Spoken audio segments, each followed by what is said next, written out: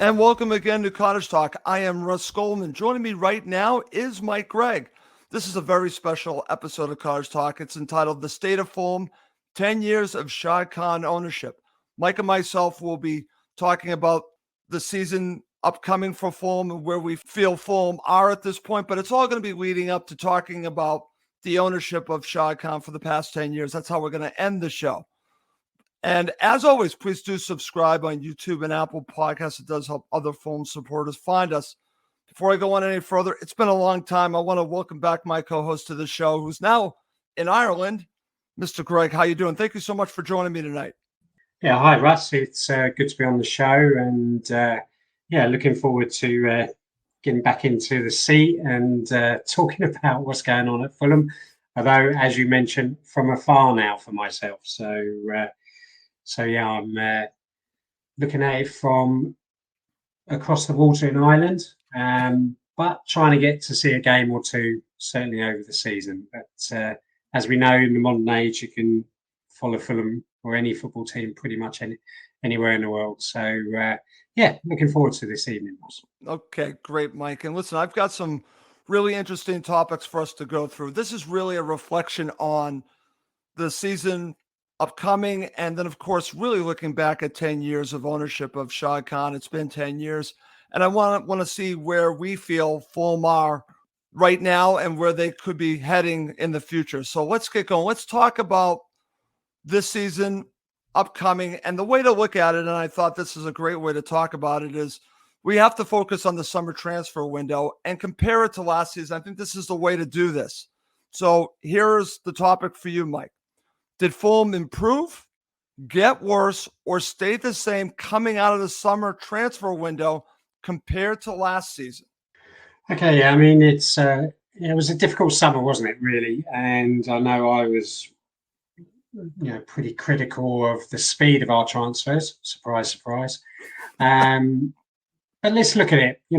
We knew the season last year was going really well. February, March time, it was pretty clear we weren't going to get relegated.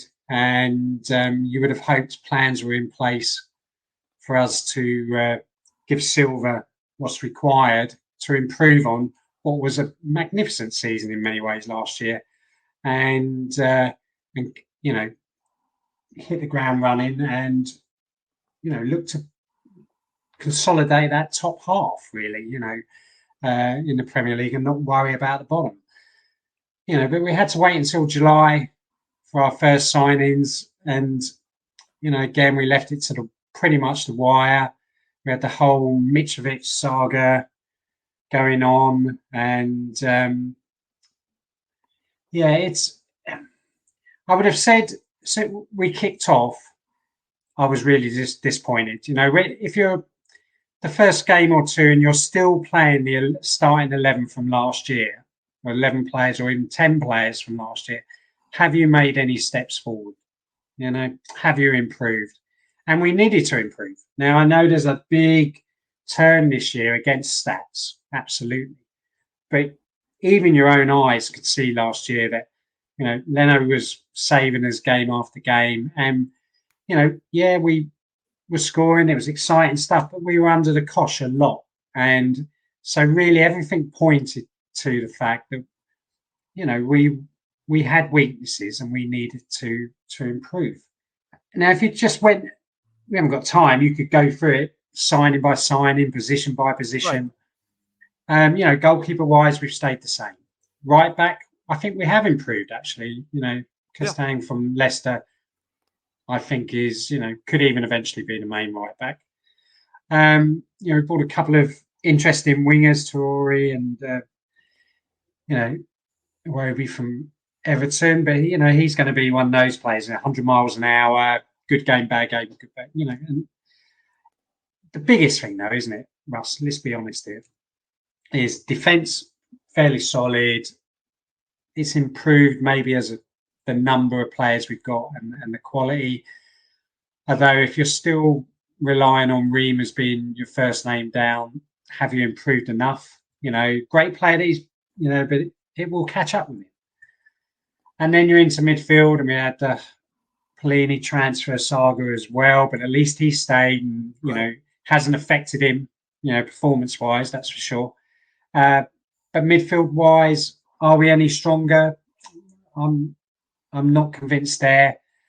Out wide, yes, we brought in Traore, but he's one of those again. Whenever he played against us, he scared the life out of me. Yeah. But is he going to be someone who's going to push a starting 11? And it is difficult. But we get to the front, and we get to Mitrovic, and we get no more Mitrovic. He's gone, and we have 3 strikers now, and do all 3 of them added together equal up to Mitrovic? And I have to say, no, they don't. I totally agree, Mark. And while we're keeping some clean sheets and the games are tight, I worry about whether we have enough goals in us, and can we get through to January in a decent position? It could be this year that, the old adage that there's 3 worse teams than us. There certainly is. There's more than 3. And, we're a decent team. We are a decent team. It's just, I think, the lack of goals. And so the failure to get a striker in, a top quality striker, is down to the transfer team at Fulham. Be it Tony, Alistair. Some people will turn around and say, well, Silva said he didn't want a striker unless he was better than any of the 3 we had. But we should be in a position where we finished in the top half of the Premier League and be able to go and find those strikers. And even for, they should be there. They should be there for us to look for. If we can't find them, we're not looking hard enough. And, I agree, Mike. We got the money. So that's another question that comes on later. So are we better than last year? I would say we've just stood still. At best, we've stood still because losing Mitrovic negates what we've done in improving the back 4. Because I don't think winger-wise we're any better, really. It's at best maybe a 6 or 7 out of 10 if you're looking back at it. We've started well, and but none of those players have really put their stamp on a position yet, so we're still relying on lots of players from last year. Very disappointing considering where we finished last year, and late to the party again on transfers. That's not a surprise, Mike. That's been a theme for I don't know how many years, and we'll be talking about that during this show because that's been a constant theme. But I'm going to agree with you. I'm going to say I thought you did a really good job of breaking down to where that they've improved and where they've basically have lacked. And it goes back to the striker position. I really want Raul Jimenez to work out, Mike. I like Vinicius. I think he does offer Fulham something. I actually thought Muniz played well in that cup match, but it's not what they had with Mitrovic. Can they make up the difference? I don't think they can, but we'll see if they can. But like you mentioned, if you balance everything out, I come to the same conclusion. They stayed the same. And that to me is a disappointment, Mike, because you get this money from Mitrovic, right? If you look at it, and I think people have broken it down, they spent a little money because, again, they spent money on Calvin Bassey. They spent money on Iwobi. They did spend money on Castagna. So it's not like they didn't spend money, but they did not go above and beyond where I thought they would go, Mike. I expected them to spend a decent amount of money knowing that they were not really under any FFP pressure this season. They could spend money, Mike. So you have that money from Mitro, and then you have, I thought, a decent amount of money to spend on top of that, and they just didn't do that, Mike. And I go back to the whole striker thing. I was told by someone that similar to what you said that about the whole Mitro thing, or that Marco was happy with the strikers that he has, that he's not putting up a fuss, Mike. And I have a hard time buying that. I really do, Mike, because Fulham are not at the same level without Mitro. I hope Jimenez comes good. I think that he's going to score some goals, but they're not better, Mike. And I think that's a disappointment. We always talk about this, and you're going to agree with me. When you're in the Premier League, you can't stand still. Mike, they're standing still. Yeah, I mean, Jimenez, he's 32. Should he be the main striker replacing someone who's, been doing so well for us over the last few years? And, Munez, I really like him. He has something, but he's got to show it, and the problem is, a 10-minute cameo here and there is not going to do it for him. But I'm losing a little bit of faith in him because I'm not seeing it really when he's out there. Vinicius, I'm not a big fan of. I know a lot of people do like him, and I suppose they like him in many ways because he has the same build, if you like, of Mitrovic. Maybe he's that sort of big number 9, I'll call it. But I just think all three of them, as I've said, added up together, and I also think because they're slightly different, all of them, we fall into a trap of we're not really sure how we're playing for a striker, if that makes sense. Okay, yeah, so we've had Mitrovic, everything revolved around him, and now we have 3 different players, all with slightly different skill sets, I think, and so we're having to adapt every time that changes, which I think is one reason why he wants, he's having Raul play up there consistently. I mean, I was surprised he wasn't in the squad the other night. But I think he's got faith in him, and hopefully, Silva has shown he's a good manager and he can get extra out of players, and if he finds that he can get something from him and get him scoring, then all the better for us. But yet to be convinced, I'm afraid. Right. No, very good there, Mike. And when I look at this, like I said, you and I have talked a great deal. I saw this as a wonderful opportunity for Fulham to not just basically try to match what they did last season, but maybe kick on. And I just thought this was a lost opportunity. That's the way I'm looking at it coming out of this. So that's why one of the reasons why I'm calling it the state of Fulham. Where are they now? Where are they going?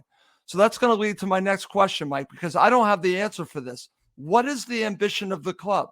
Are they looking just to be a mid-table club? Are they looking to be better than that? Listen, a source told me that Marco Silva wants Fulham to someday be in the Champions League. Well, this isn't the way to do it, Mike.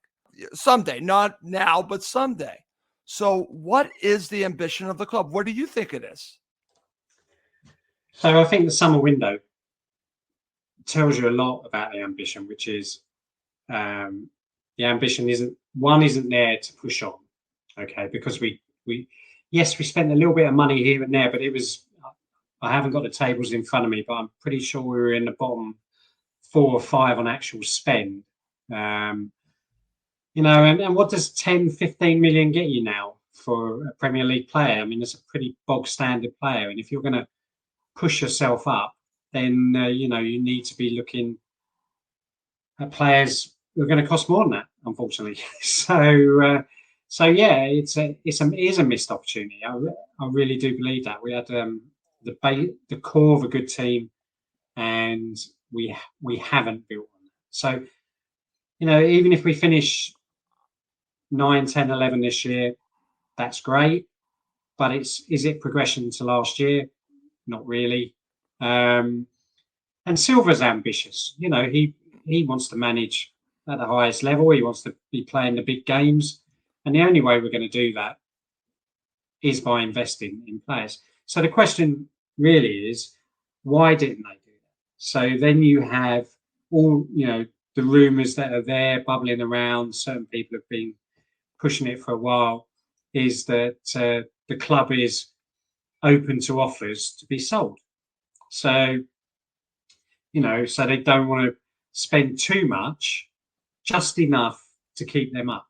And maybe that was the ambition of this year, is to just keep things bobbing along and be in a position where you can put the for sale sign or show the prospective buyer around and say we're a Premier League team, and possibly there's an argument there. But I just don't think the summer showed any ambition to push forward. I totally agree, Mike. And I'm glad that we're talking about this subject because I actually had someone message me and tell me outright, Fulham are not for sale. If you go to the notes of the Fulham Supporters Trust meeting with Fulham recently, Alistair McIntosh reiterates Fulham are not for sale. However, I'm hearing things, Mike, you're hearing things that contradict that. Their actions, Mike, tend to contradict that for me. Okay. Now, the only other thing I can think of is maybe they're looking for a minority partner, maybe. But again, I don't know if this would be the way to go about that. So, what I've come to the conclusion is that they don't have any ambition right now. For whatever reason, I don't know why. Could it be what we're talking about? I'm not sure. But for me, I came out of this window saying it was fine, but it lacked ambition. It sounds like you totally agree with me on that. Yeah, I mean, it's. I know we're going to talk about stuff later, but Khan has kept the club going. He's put an awful lot of money in. If you look at the share sort of conversions, this club costs a lot of money for him to run. And I suppose another thing to sort of think about with regards Fulham, is Shahid Khan. He does own a club, but he is 73. I know billionaires go on to their 90 or whatever, but is he looking at some stage to rein it all in, Right. and slow down his actual day-to-day business running? And then you look at who is the potential person to take over, and that would be Tony. But Yep. Tony has his hands in 7 other different pies, and so is the interest still there? Is the real day-to-day, want to make it as best as we can, desire by the Khans still there? I don't know. But a club doesn't have to be up to. You don't have to put it's up for sale, do you? Literally, the word just has to go out. Right. If anyone's interested, it's have a conversation type stuff. There's other things, there is the amount of, it looks as if they're just trying to squeeze every possible penny out of the club, out of the fans at the moment, and out of sponsors at the moment. I mean, if you go on the website page and look at the official partners. Oh, I know.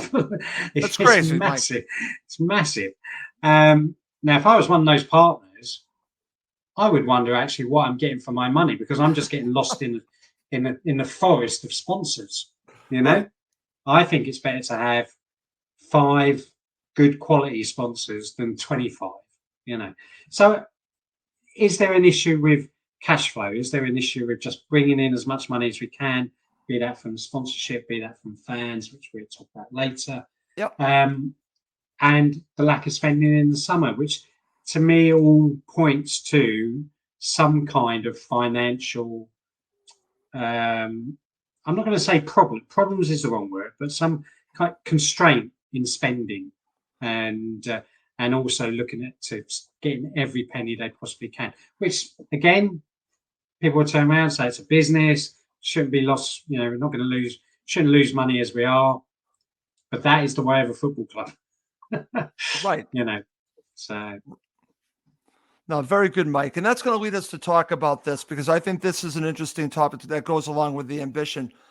Does the club have a long-term plan?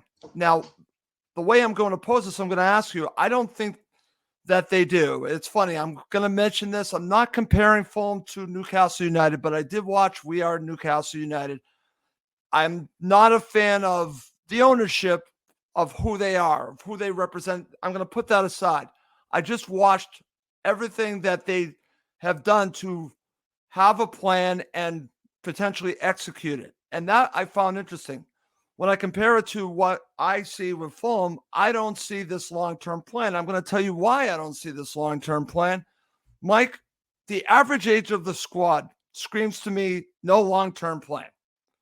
When you bring in players that at one point they were against bringing in over 28, and now it seems almost every player is 27 and above, except for maybe a few like Calvin Bassey.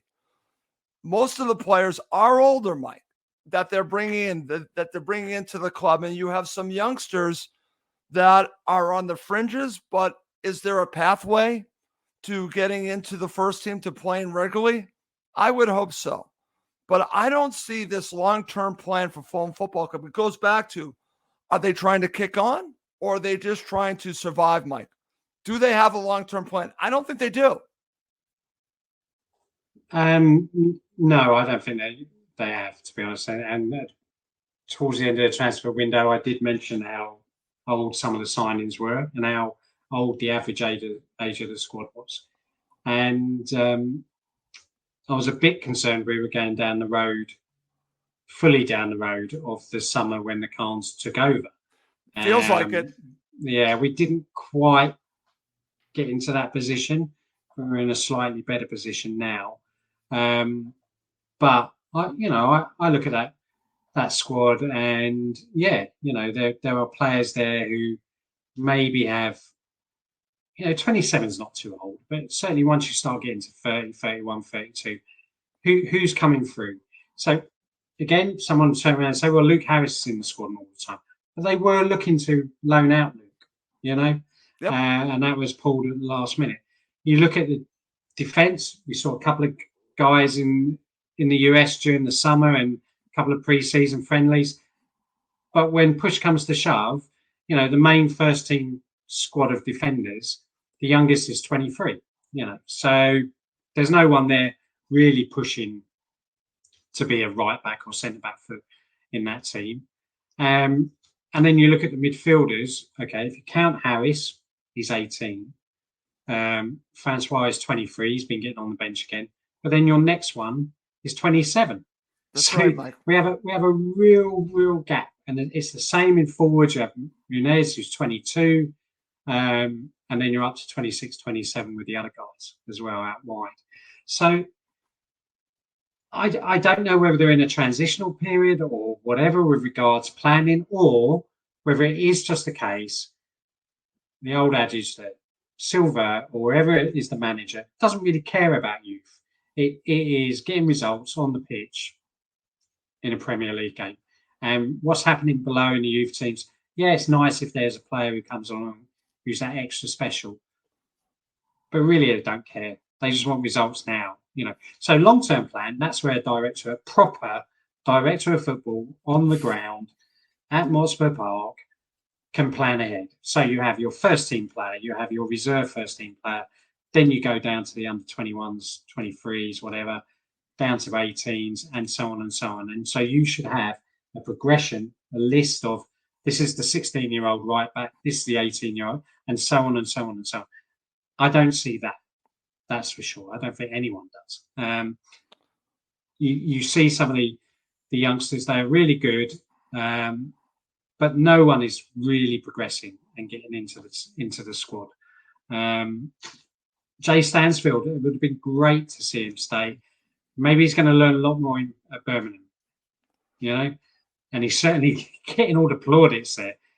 But how great would it have been to actually have kept him? Mike, can I just tell you that I've watched Jay play? I watched his last match, and I got to tell you, he was the best player on the pitch.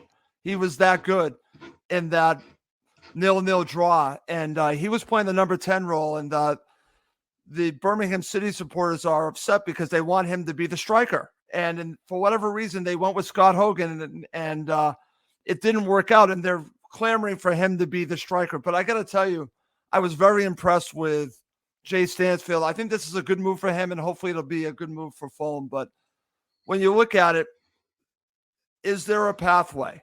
Like you mentioned, Luke Harris was not going to be included. Like the reports are, they just couldn't find another midfielder so they could send him out on loan. So that fell through, I think, at the last minute. So you look at this, and I'm just seeing an older squad, and I'm just seeing a squad that's living year to year. Now, that's okay, but for some, I want them to build something, and I just don't see that pathway to building, Mike. And I think that's what concerns me. The next topic I think really concerns me, okay? Because listen, this might be a factor in this. Marco Silva might be a factor in just wanting a really competitive Premier League club. Maybe that's one of the reasons why the age is a little bit older. However, what is the future of Marco Silva, Mike? And why do you think he has not signed a new deal yet? This, to me, is a huge story that we're kind of pushing aside because the season has begun. This is a cloud hanging over Fulham Football Club. I don't care what anyone says. Until this gets resolved one way or another, this is going to hang over Fulham Football Club because I don't think we know what his future is. And I would feel so much better if he had signed a new deal. He's probably doing the right thing for himself, Mike. But what do you think is the future of Marco Silva? Well, I mean, as long as we're staying up, I hope it's with us. But yeah, the longer his contract runs down, the easier it will be for him to move. And he will be on everyone's list if they sack a manager. I'm absolutely sure of that. And the only reason I can think he hasn't signed is if we've offered him a contract, it's because he's not happy with what he's being offered, or he's just not happy with the direction of travel of the club. Right. He will stay there. He's in a job. He's getting paid. His name is there, and he's getting results as well, and good press. So, and I think he generally likes it at Fulham. And he certainly has more of a say than some of the managers in the past. You can tell that by just some of the players who have arrived. Right. Links to his home country and that kind of thing. It could be tomorrow he signs a contract, but I have to say everything I keep being told is he's not going to sign a contract. And I would have thought the earliest he would do it is probably February. He'd want to get January out of the way. Is he supported in January to push on for the last few months, whatever position we're in? Or again, does it go back? Does he know potentially the club could be sold, so he's waiting to see who comes in? It really is difficult. But given everything that's gone on, there has to be doubt in his mind to not sign a contract. What manager would not sign a contract in a team that he's got promoted, kept him up in style pretty much last year? That's right. And we are where we are now. And, it just makes sense, sign a contract. So why isn't he? So it must be that he has an issue somewhere. And that's kind of where I am on this, Mike, because I thought by now he would have signed a contract. Now, as you mentioned, everything is up to him. All the leverage, as we would say over here, is with Marco Silva. He is calling all the shots now. It's the end of his contract, so he can dictate whatever he wants at this point. And, more power to him because it's up to him now. But what does he know? What doesn't he know? What doesn't he have coming in that he's concerned about? I don't know. And that's what's interesting about all this. But like I mentioned, for me, this is such a huge thing hanging over the club's head. And maybe he's just waiting, like you said, to January to see what they do. But I thought he would just be waiting for over the summer, Mike. And he still hasn't signed a contract. So I hope he does. And Mike, I'll just ask you, you've been watching Fulham for a very long period of time. Where would you rank him in managers that you've seen? I mean, he's definitely up there. I'm always going to be a Tigana fan, I think, and Mickey Adams, that kind of thing, Roy. But, second or third for sure, So I do like his football, absolutely. And it's not as possession heavy as Jukanovic. But we can keep the ball as well, but we're just that bit quicker going forward, Right. And yes, it leaves us open at the back, but it's exciting football, as well. It is. So, he's definitely up there. Absolutely, no doubt. Okay, and I agree with you, at least from my period of time. I start with Roy, and he's behind Roy for me. And I was a big fan of Savisa, but I think he's a better manager, and I want him to be at Fulham Football Club for a long period of time. And I was hoping he would sign, and that would be basically a sign for me that there was a long-term plan. I guess that's where I'm going on this, Mike, is that until he signs, I don't see the direction Fulham are going. I just see them basically just going season to season instead of building. I think he would be a huge building block for Fulham for moving forward. So this uncertainty has actually been a concern for me, and I think it should be a concern. We'll have to see how this all plays out. Okay, Mike, let's move on. Let's talk about decision making when it comes to building the squad and transfers. And what's interesting about this, before I go to you, I referenced this once, I'm going to reference it again, that I read the notes from the Fulham Supporters Trust meeting with the club, and Alistair McIntosh, I'm paraphrasing, mentioned when it comes to transfers, Marco Silva and Tony have to agree on transfers. The two of them have to agree on transfers, and that Tony is involved daily in regards to business, transfer business. He is involved daily. So let's keep that in mind. So who do you think is involved in this decision-making process when it comes to transfers and building the squad? So I think, the four people, Khan Senior, Tony, Silva, and Alistair, are all involved in their own way. Okay. Now, if I get an email from, if I'm Tony Khan and I get an email from Alistair during the day saying, "Oh, we've had a transfer request from X, or we've put that bid in we spoke about the other day," is that involved? If I open the email and read it, he is running what he's running, and he loves it, doesn't he? He loves the wrestling. You can see it. It's his real passion. He probably finds an hour a day, whatever, to look at Fulham. I don't believe it would be much more than that, given how much, the wrestling seems to take up. But the fact, we've already spoken about it, we didn't push on. We didn't bring in players early enough. And we didn't spend much in terms compared to other teams. Right. So does that tell you Silva is fully involved? A manager who wants to be in the Champions League? If him and Tony have to agree, then is that the roadblock? Is because Tony's giving him players he doesn't want, or even Silva's giving Tony players he doesn't want? Hence, you end up with half a dozen players, of whatever level they're at. When the manager at certain times was talking about, I need 7 or 8. If you lose 9 or 10, you go out, and yet he gets nowhere near that number.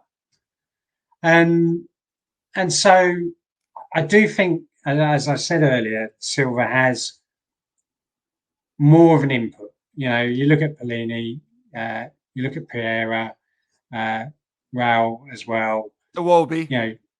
Yeah. So he's clearly got influence and in the decision making. And the rules on the age thing have been broken by him as well. So it's definitely has a say, but he clearly doesn't have the only say. And so it looks to me as if Tony and Alistair certainly, being the bean counter and being the stats guy, if you like, right, are the ones who make the call, the final call. Maybe Alistair doesn't make a footballing decision, but just purely from a financial decision. Right. It's interesting, Mike, and I know we've already talked about this, but I want to just go back to this. You brought this up, and I find this part interesting because I agree with you on this. A director of football should be involved each and every day, not just 1 hour a day, Mike, but the entire day, working on a long-term plan and seeing that plan through and following that plan from the youth level all the way up to the first team, and building your plan for next season, the season after, and 3 or 4 seasons after that. And I believe Tony loves Fulham Football Club. I'm going to say that. But he has a passion for AEW. rumor here is he might buy another wrestling organization to go along with AEW. He's partnered already with a wrestling organization, and the rumor is he might buy that.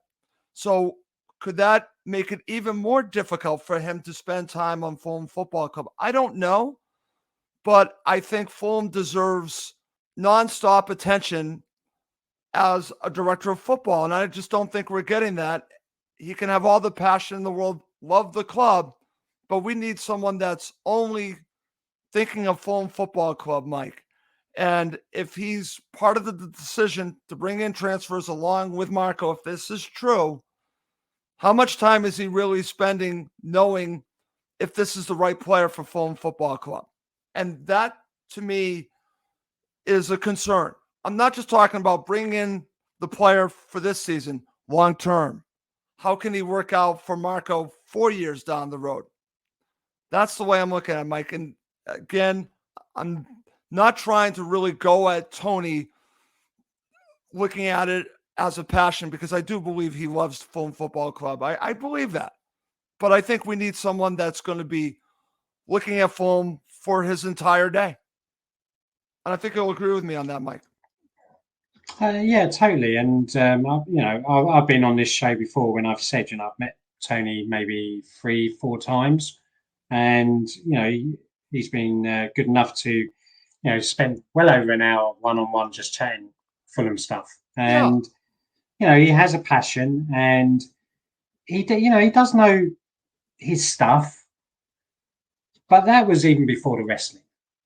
So I would give him the benefit of the doubt before on the fact that, okay, you're based in America, but I can tell you do know every player that we've got, XYZ, whatever. But it's different now. It's different now, and there's two things. We need a director of football at Mosford Park on a daily basis, just to nod, watch, just be around, answer questions straight away, not wait for the email, not wait for the time zones, all that kind of stuff. And then transfer wise, if he is signing these off, what's he looking to sign it off on? Is he basing it all on stats? Is he watching 2 or 3 matches of a player, or video clips? How long is he spending time doing that? So, and which a proper director of football or someone looking at transfers should be doing. And I just don't know how he fits it in on his day. So right. I've been in a camp for a while now where, yeah, great, Tony, you love the club, you're very passionate, everything's 100 miles an hour.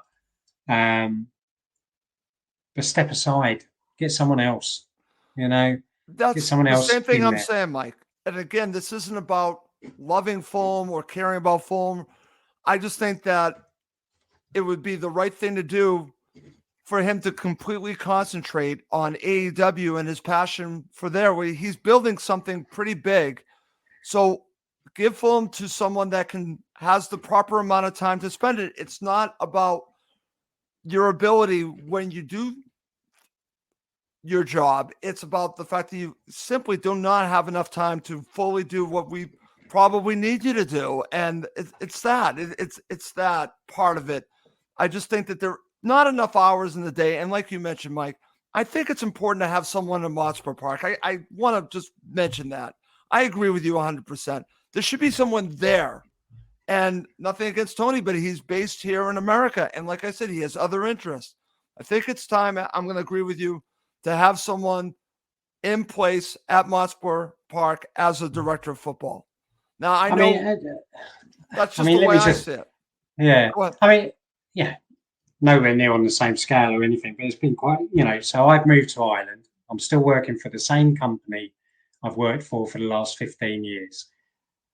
But I spent 14 and a half of those years working in the office. Even during COVID, I was the one who went in the office.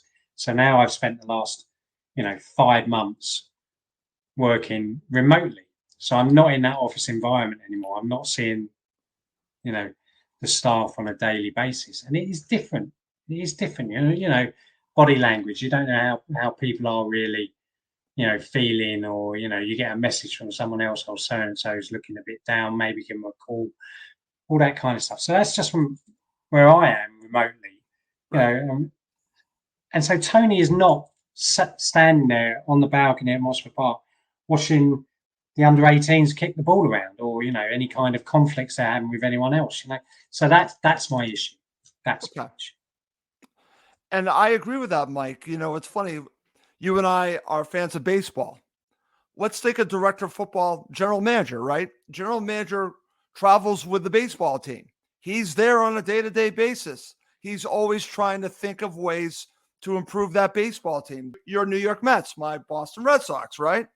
And it's a full-time job, similar to director of football. And I just think that at this point, for Tony, I think it would benefit him to pass along the baton to someone that can be there on a day-to-day basis and could do what you just said, Mike. I don't think that's going to happen, but I just think it would be best actually for Tony to concentrate on AEW and build that empire, which could be getting bigger and bigger. So that's the way I look at it. And I'll just say one last time, for Tony, I believe his passion for Fulham Football Club, it's not about that. It really is about trying to concentrate on having a full-time director of football that's actually at Motspur Park. I think that would be beneficial for the club. That's the way I'm looking at it. Okay, Mike, let's move on. Coming up next, we're going to talk about the whole situation with the Manchester United tickets, and we'll end with one big topic. Okay, Mike, we have a couple topics to end the show, and this has been a huge topic on social media. It's everywhere. It's the pricing for the Manchester United tickets, and it's difficult for me because I am so far away and I will not be at Craven Cottage to see a match. But I certainly can understand ticket prices and how expensive they can be. And when I look at fans who want to go to the games and are priced out of them, that is disappointing for me. And this to me has been going on for a while now.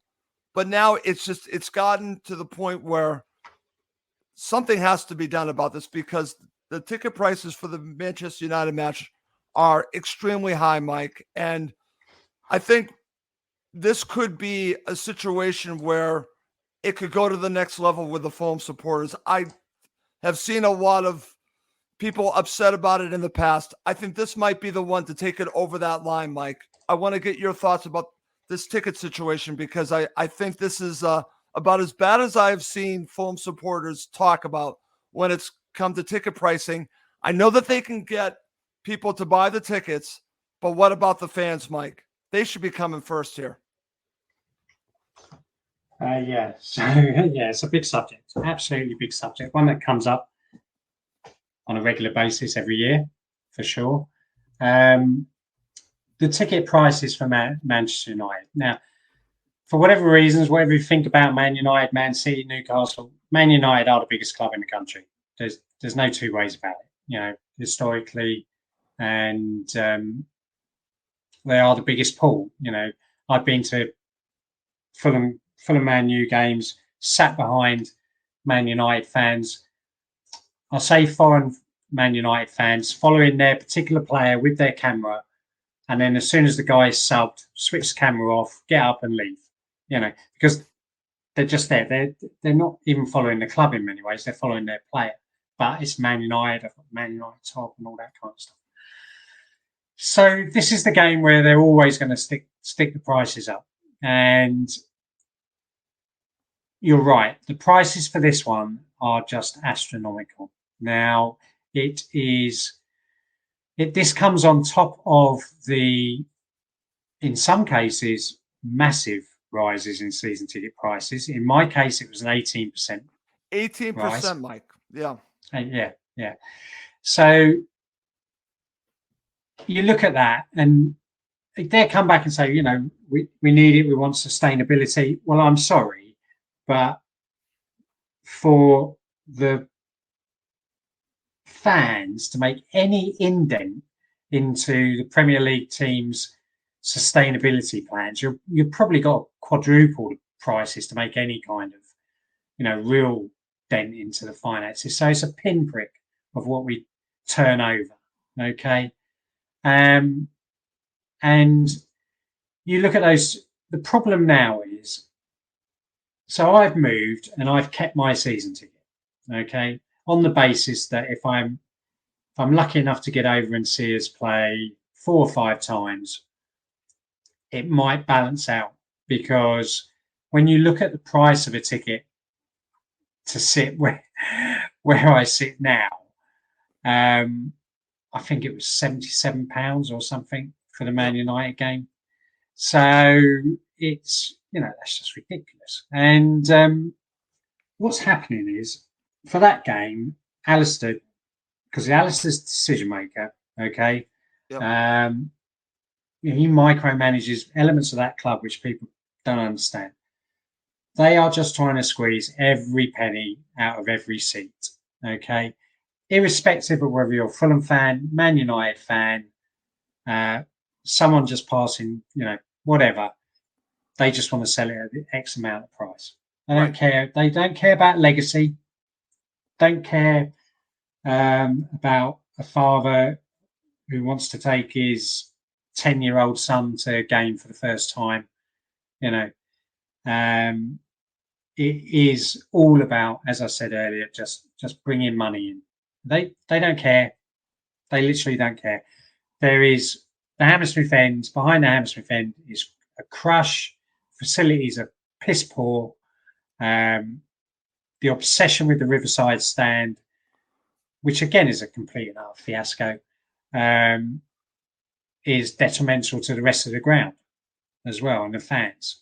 So yes, we all knew the Riverside stand, the seats would be expensive. I don't think we thought they'd be that expensive, maybe, but they certainly are. And I have to say, having sat in there twice, while it's a great view, safety-wise, I'm not convinced. I don't think there's enough exits, and it's very steep. And I saw someone tweet that yesterday as well from the game. And behind it is just chipboard basically. So what's happened there? The club really haven't explained what's gone wrong there. And some organisation went bust, but Everton are going to build a stadium and have it open and full before we've been able to build one. So who project managed that? Who's been in charge of that? How have they survived? So it's just ridiculous. But anyway, getting back to Man U. Yep. It is just it's one increase or one game too many, I think, for a large majority of fans, even if they have a season ticket, to just turn around and say that's ridiculous. That is just not what this club is about. And I had someone say the other day, we're no longer a family club. I think they're right. Unfortunately, I think they're right. And even maybe just 7 or 8 years ago, we still had that sort of that touch to the fans bit. But now, it's gone. Mike. Yeah, it's totally gone. The crowd the other night for the Norwich game, I think it was 12,000. I think the prices were okay. And so you've got people now saying, look, fans won't go. So my argument on that is, I think a lot of fans, their first taste of football is being taken by their parents, or a sibling at least, but certainly a majority, I would have thought, go with their parents. And it's usually a league game, and it's usually, can I go next week? Okay. League games now are almost impossible to take your kid with you at a reasonable price. Right. And if someone takes their kid to the Norwich game, and they really enjoy it, and I tweeted something like this the other day, is I want to go to the next one. Dad, can I go to the next one? Well, the next one is hopefully the next round will be a home game, because I certainly can't take you to a league game. And you lose that, the desire to go, or the ability to go now. And that's where we're missing out on legacy wise, is where the new fans are going to come from. Because if the worst happens, maybe not this year, but next year or whenever, and we go down, and straight away you lose 25-30% of the fan base. Who picks it up? You know, who replaces those people? So I'm hoping, it looks like the FST is planning something in conjunction with a lot of other pods and a lot of other fan groups. I don't know what that's going to be. It's a very difficult one. I think it's very difficult to tell people not to go. It's very difficult to tell people to walk out. I think there should be, if you don't mind me saying, Russ, just giving you some examples what I think could be done. So I think, for example, the shop possibly should be boycotted. You know, regular fans should not be going in there. I would also try and make it so that we did not use any of the kiosks, buy anything in the ground. Again, that's only going to be a pinprick of money to them, right? But it's doing something. Now, in the stands, I don't think there should be any pitch invasions. I don't think there's, loud, verbal, but not offensive.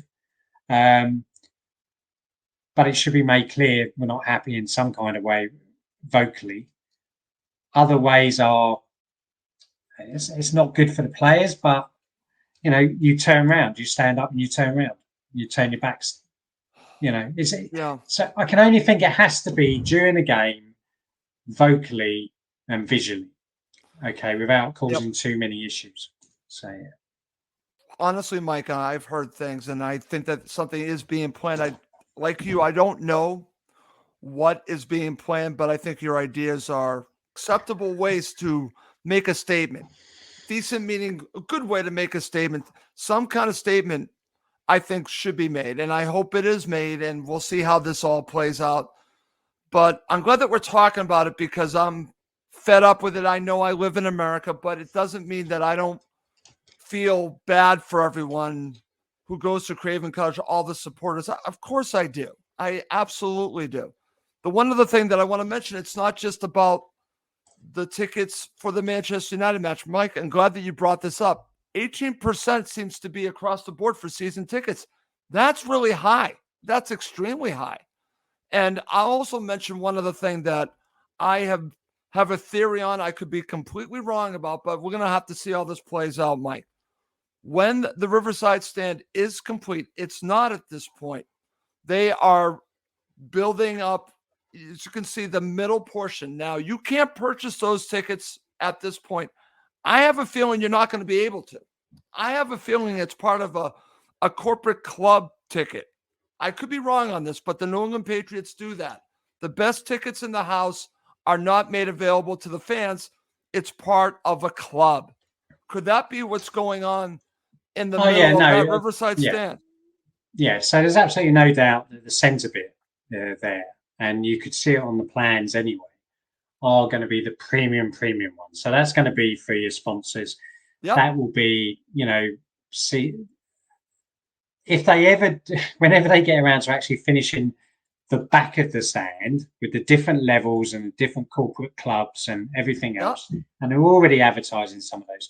Yeah, you're going to be looking at, 5-10 grand tickets for the season to allow entry. Yep. Now the club is. We could have another show on all the stuff that the club promised on that Riverside stand and the amount of work I put in and others on the FST at the time when they were, before it was even knocked down,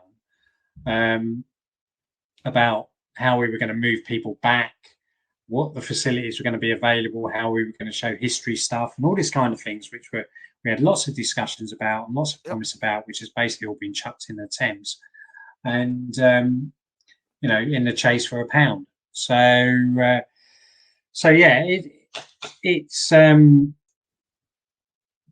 Man United game, the tickets, there's good press about it. There's no doubt about that. And, but water off a duck's back to this lot, I think. They really don't care. I've been in a meeting where Alistair has said, I don't care if there's no season ticket holders. I'll sell every seat at a higher price. He doesn't care about season ticket holders. Okay. So if they're in a position to be in a league where it's a must watch for people and tourists and whatever, yeah, he'd rather sell my 561 quid season ticket, which I paid for. I'm using Monday, but that'd be the first time this year. He'd rather sell that for the 19 games at £77 a shot. So, and you can see financially, yeah, it makes sense. But once you get relegated or hit bad times, who's there to pick up the pieces? It's a great point, Mike. And I've always been a thought, I'm glad that we're talking about the whole Riverside stand, because I think this is their grand plan, that corporate money that they're hoping to get to make them competitive. That's what I always thought. I'm like, okay, maybe they have this plan. This is it that can help them be competitive in the league. That might be it. But what happens when they're relegated, Mike? I'm glad that you brought that up, because all that gets flushed down the toilet. So you can't ignore the supporters that made Fulham who they are, that are part of Fulham. It is about the fans. So for them to do this, like you said, it's more to do with they can fill the seat, and they know that. That's just, to me, not a good attitude to have. But hey, it's their club that they run, but they wouldn't have a club if it wasn't for people like yourself, Mike. And that's what frustrates me.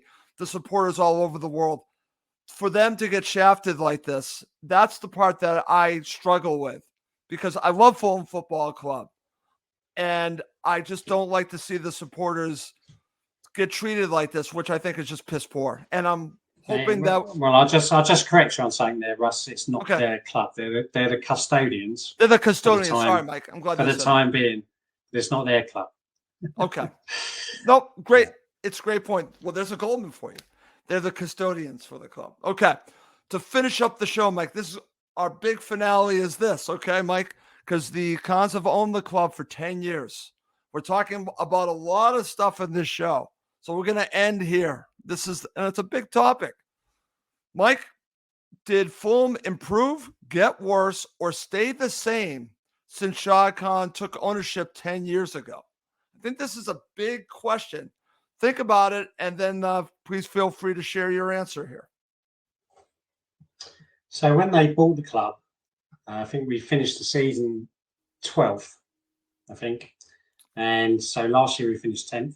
So yes, technically we're better off. 10 years later, are we in better shape? We're just, in many ways, we've just traded water again, as compared to season on season with transfers. 10 years, comparison, we're just in the same place virtually. We have a 3/4 finished new stand. Yes, Motspur Park has been developed. We own the BBC site. There's still limited ambition going on there. I was going to raise it earlier when you spoke about long-term plans.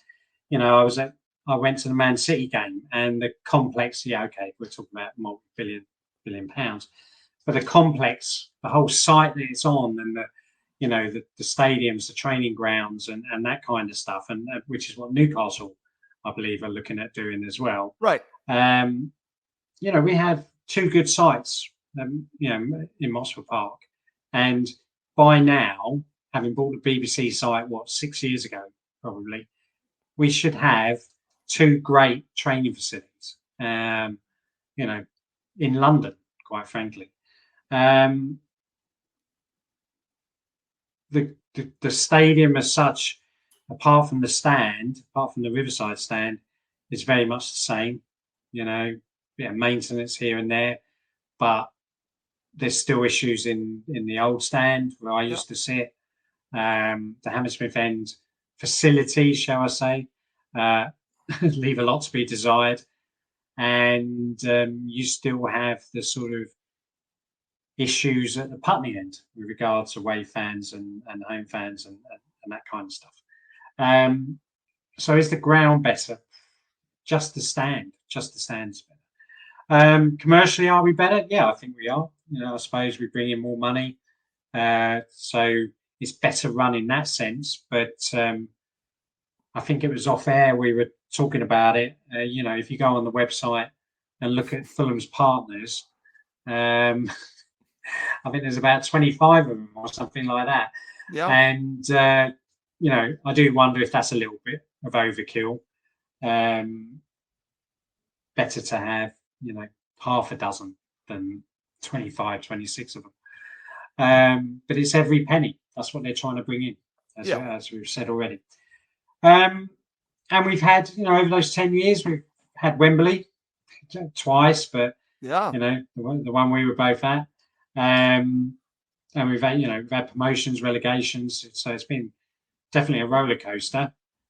But I would say, we're just treading water still. Just a bit better because of the facilities at Mosford Park and the stand. But it's taken an awful long time to get to where we are. With lots of mistakes and hundreds of players signed and whatever over those 10 years. But we should be in a better position than we are now. Given the money that Khan has, that Khan's invested, we should be in a better position. See, Mike, that's my conclusion to this show and talking about 10 years later, Fulham are the same. We've had the roller coaster ride. You were basically reading my mind because it has been a roller coaster ride. It's been a wonderful roller coaster ride. Like I said, I got a chance to go to Wembley. That was unbelievable. But shouldn't we be better at this point? And the question is, we're not better at this point. Like you said, there are things amongst the club that are better. Like you said, you got a new stand, Mosford Park, but overall, they're pretty much in the same boat. And I'm thinking, and I've talked to a mutual friend of ours, Dan Crawford. I'm going to say this. Dan says, why can't we get good things, Mike? Why can't we have good things? Why does every time we get close to having good things, it gets taken away? That's what this season feels like, Mike. They had an opportunity to kick on. And Dan and I had this conversation. I hope Dan doesn't mind that I'm sharing this. But we're both looking at this. This is an opportunity, and they didn't kick on, Mike. That's why they are treading water. They are staying the same way. Yeah, I mean, it also goes back to the point we were just talking about, which is tickets and family club and that kind of stuff. So 10 years on, we're certainly the relationship between the fans and the club is nowhere near as good. Right. Nowhere near as good. To the point of almost broken in many ways. And the disconnect there and the distance between the club and the fans is massive. And that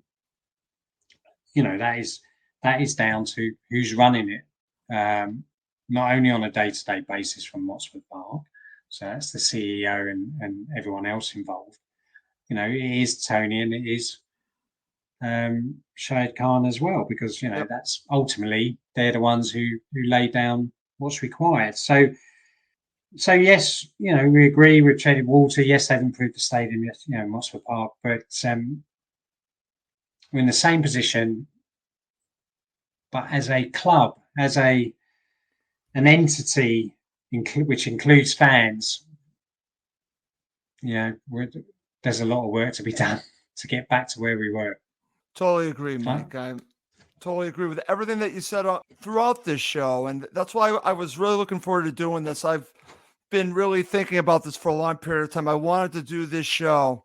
And because this summer, coming out of it, I have really been disappointed. I went to Philadelphia, got to meet so many Fulham supporters, had such a good feeling with myself, feeling that Fulham are heading in the right direction. And it just didn't seem to turn out that way. Not that this season won't be fine. Like I said, it's going to be fine. I think they're going to be comfortably mid-table. But I also think that is, in some ways, as someone has said to me, comfortable mid-table is mediocre. It's average. It's okay. Why can't we have good things? I keep going back to the Dan Crawford conversation. Why can't we have good things? Why can't we push on?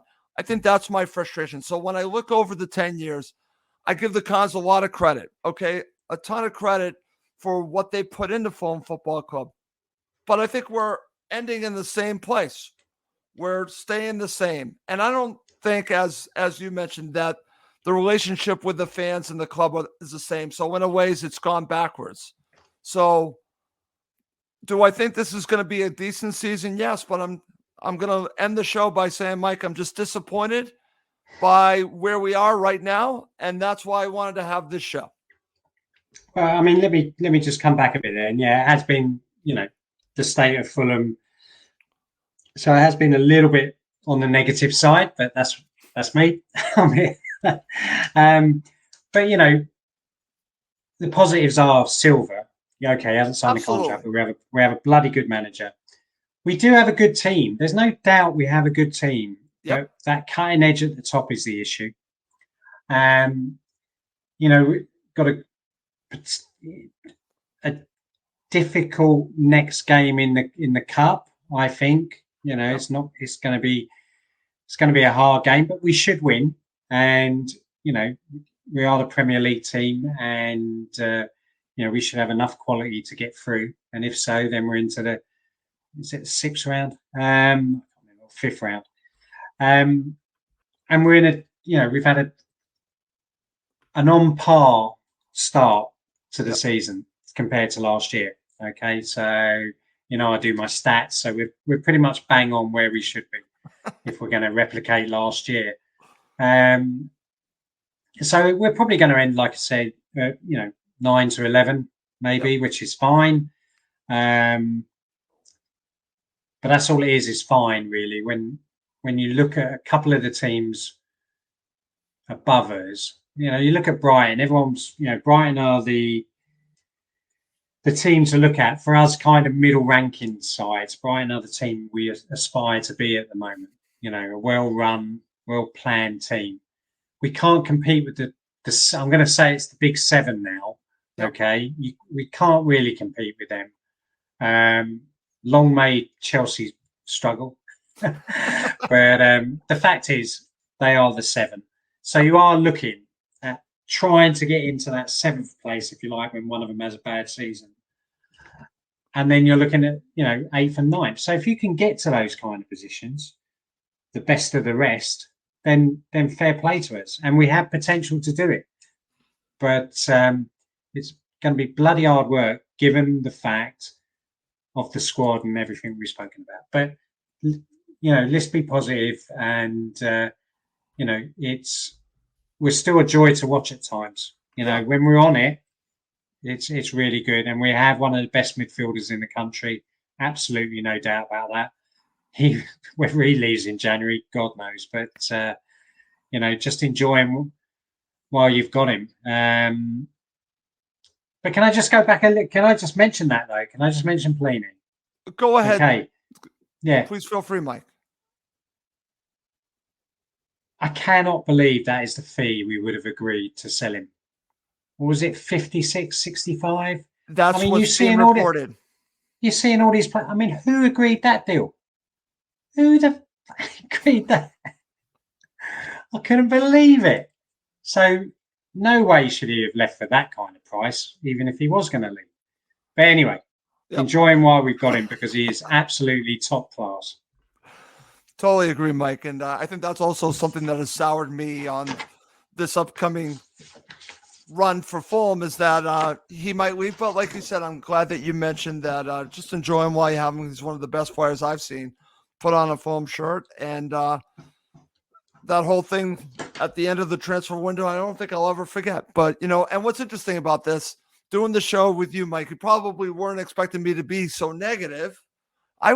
For me, I'm being very negative, but I am a positive person. I love Fulham Football Club, and I think what you're listening to from me tonight is just a frustration, just a disappointment. That's where it's coming from. It's all love. I love the club. I just want what's best for the club and what's best for the supporters. And that's what you've heard from me, and I'm sure that's what you've heard from Mike. It's a passion and a love that we have for Fulham Football Club. It's not anything to be like mean-spirited against anyone. We just love Fulham Football Club, and we're just telling it like it is. My father would always say, hey, tell it like it is. I think we did that on this show, Mike. Thank you so much for joining me. We went very long. We probably could have gone another hour, Mike. I've really enjoyed it, Russ, and no mention of the Ryder Cup either. No, we're not talking about Ryder Cup, Mike. We're not talking about Ryder Cup. Let's move on. I've really enjoyed it, and hopefully get a chance to do it again soon, Ross. I hope so, Mike. I've really missed having you on the show and talking to you, so I definitely want to get you back soon. Well, let's wrap this up. For Mike Gregg, I'm Russ Goldman. Thank you as always for watching and listening to Cottage Talk, part of the talkSPORT Fan Network.